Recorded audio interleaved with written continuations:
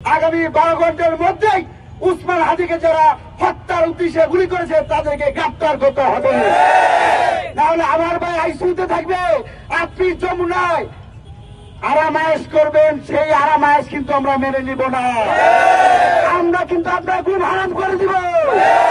আসলে আমাদের অনেক লজ্জা লাগে। দেখুন, এই যে আরো এক সপ্তাহ আগে উসমান হাদি তার ফেসবুকে পোস্ট দিয়েছিলেন, তার মাকে, তার বোনকে, তার প্রিয়তমা স্ত্রীকে দর্শন করার হুমকি দিয়েছিলেন, তার এবং তাকে প্রকাশ্যে গুলি করে হত্যা করার হুমকিও তাকে দিয়ে হয়েছিল। তো লজ্জার বিষয়, গত 10 দিনে পুরো বাংলাদেশের মানুষ সেই ঘটনা জানতে পারলো।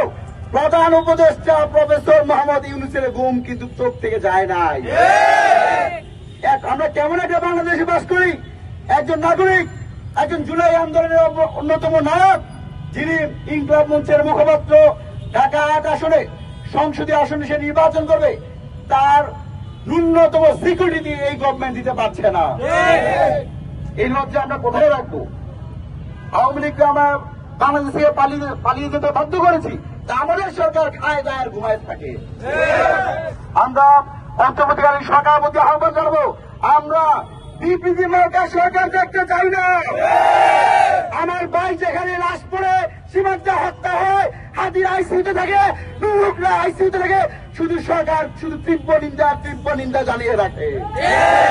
এত লজ্জার মেরুদণ্ডহীন সরকার বাংলাদেশে আর 53 বছর ছিল না। আমরা অন্তর্বর্তীকালীন সরকারের মধ্যে আহ্বান জানাই, এখন থেকে আগামী 12 ঘন্টার মধ্যেই উসমান হাদিকে যারা হত্যার উদ্দেশ্যে গুলি করেছে তাদেরকে গ্রেফতার করতে হবে, নাহলে আমার ভাই আইসিইউতে থাকবে, আপনি যমুনায় আরামায়েশ করবেন, সেই আরামায়েশ কিন্তু আমরা মেনে নিব না। আমরা কিন্তু আপনার ঘুম হারাম করে দিব।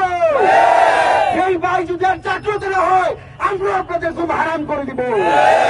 প্রকাশ্যে দিবালোকে বিজয়নগরে যে ঘটনা আমি শুনেছি কিছুক্ষণ আগে, যে উসমান হাদি আজকে সেখানে নির্বাচন গণসংযোগ করবেন, তার জন্য তিনি ফেসবুকে আহ্বান করেছেন, তারা যাকে পছন্দ করে ভালোবাসে তারা যেন সেগুন বাগিচা যায়। সেগুন বাগিচা থেকে তারা একসাথে 10 জন একটা টিম ছিল, 5টা রিক্সা নিয়ে তারা বিজয়নগরে কালভার্টে যায়। এই যারা হত্যাকারী, কি পরিমাণ ভয়াবহ কিলিং মিশনে তারা নেমেছে, এই হত্যাকারী সেগুন বাগিচা থেকে তারা লিফলেট বিতরণ করেছিল হাদির সাথে। সর্বশেষ যখন তারা কালভার্ট রোড থেকে তারা চলে যাচ্ছে, তখন এই শুটার গুলি করে তাকে হত্যার উদ্দেশ্যে গুলি করা হয়েছে।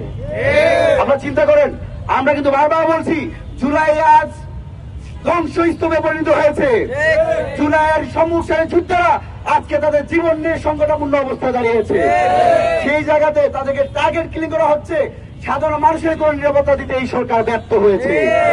আরেকটা বিষয় না বললেই নয়, আমরা দেশবাসীর কাছে আসলে আমাদের কোথাও যাওয়ার জায়গা নাই। এদেশে আমরা ছিলাম, আমাদের শেষ রক্তবিন্দু থাকা পর্যন্ত আমরা দেশে থাকবো, আমাদের নিরাপত্তা দেশের জনগণ দিবে। আমরা জনগণের মধ্যে আহ্বান জানাই, আমার ভাই হসপিটালাইজ, সে আইসিইউতে আছে, আপনারা সকলেই প্রত্যেকটা মসজিদ, মন্দিরে, গির্জায় তার জন্য দোয়া করবেন। আমরা তার জন্য দোয়ার আহ্বান জানাই।